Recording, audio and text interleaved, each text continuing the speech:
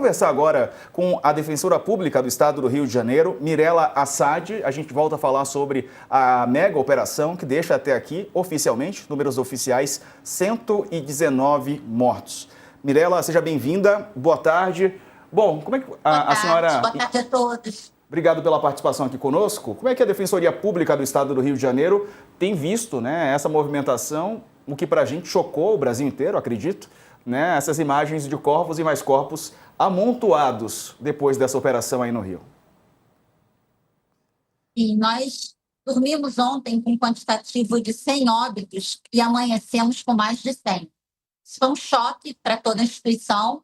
Ao longo da madrugada, nós precisamos montar uma força-tarefa emergencial para atender aos familiares, conhecidos e amigos das vítimas. Chegamos aqui no IML Detran, aqui no centro do Rio de Janeiro, por volta de 8h30 da manhã. Estamos aqui até agora, retornaremos amanhã e até esse momento nós atendemos 106 famílias. Então, são pessoas que procuram ajuda em busca de documentação dos seus parentes e conhecidos falecidos. Muitas pessoas faleceram numa situação que sequer tinham como estar com algum documento, sequer era possível localizar um RG, uma certidão de nascimento. E aqui as famílias, os conhecidos e amigos nos procuraram e, através dos sistemas oficiais, nós localizamos a documentação de cada um para possibilitar a identificação datiloscópica pelo IML. Então, 106 casos foram resolvidos. Dentre esses, não só busca de documentação, mas foi um número até surpreendente de pessoas procurando ajuda para traslado de corpos para outro estado. Então, eram pessoas de fora do Rio de Janeiro que aqui faleceram, aqui não tinham parentes, não tinham conhecidos e precisavam que seus corpos fossem levados para outros estados. Essas famílias foram atendidas, esses conhecidos, no caso, né, através da Defensoria, para a elaboração de um alvará, que vai ser encaminhado para o plantão noturno, para que esse traslado possa ser feito. E outros casos também pedindo gratuidade para sepultamento de seus familiares, e também casos de pessoas que foram reconhecidas não por familiares, mas por conhecidos. Então, eram pessoas de fora que não tinham família aqui, então o reconhecimento era feito por um não familiar. Isso causa um embaraço à liberação dos corpos, e por isso nós intermediamos junto ao Detran e ao IML para viabilizar isso. Mirela, boa tarde. Obrigado aqui pela presença no All News. Uma pergunta, esses corpos que foram identificados, já passaram por exame de corpo de delito, de exame para identificar a causa-morte, em primeiro lugar. Em segundo lugar, estão chegando relatos para a gente, de colegas jornalistas, de muitas pessoas que aparentaram o tiro na nuca, né? Que indica, inclusive, execução. E eu queria saber se essa informação procede. Nós não tivemos acesso aos corpos. Nós atuamos na parte documental. Mas uma coisa é certa, todos os corpos serão necropsiados. Nenhum corpo será liberado sem a devida inspeção e perícia. A Defensoria não teve acesso aos corpos. Tivemos uma equipe de defensores que foi ao local de onde ocorreram os fatos e que viram e ajudaram a recuperar corpos na mata. Mas aqui no Detran, a gente atuou mais na parte documental. Então, essa informação eu não tenho como passar para vocês nesse momento. Mas isso vai ser acompanhado pela Defensoria, pelo Núcleo de Defesa dos Direitos Humanos, porque nossa atuação ela não se encerra nesse momento, né? Aqui a gente começa a parte primordial, a primeira parte, que é a identificação e liberação de corpos. A segunda parte, que é a investigação criminal, ela é bem mais demorada e bem mais complexa. Doutora Dani Lima, obrigada pela participação aqui. Eu queria perguntar para a senhora disse que atendeu 106 famílias, né, a Defensoria.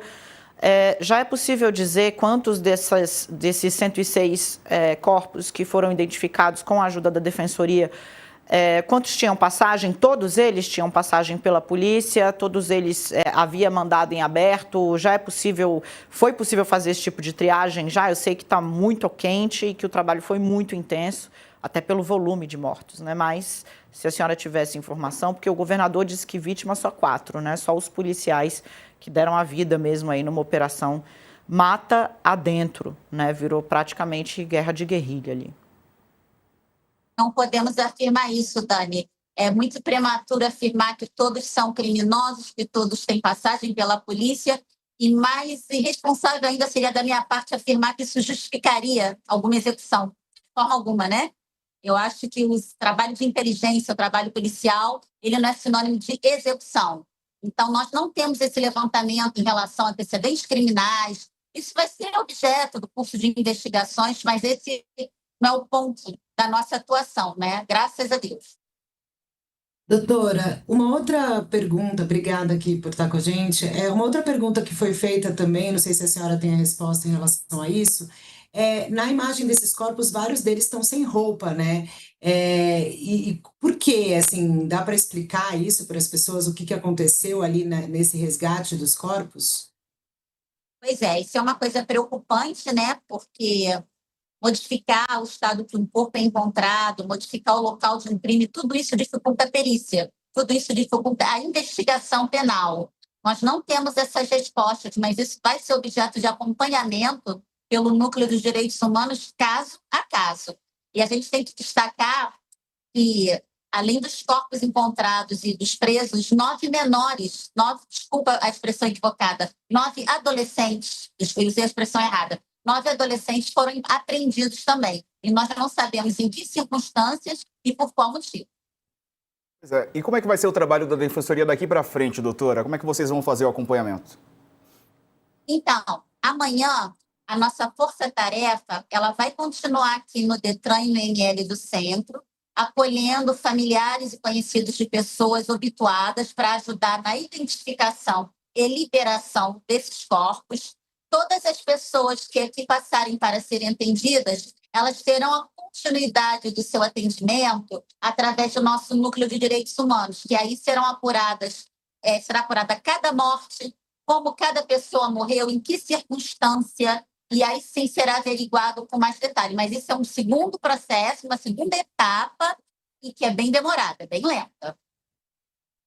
É isso, conversamos então com a defensora pública do Estado do Rio de Janeiro, que nos atendeu aqui prontamente, né, para trazer informações sobre tudo o que está acontecendo, Mirela Assad. Mirela, obrigado por nos atender. Um abraço e bom trabalho.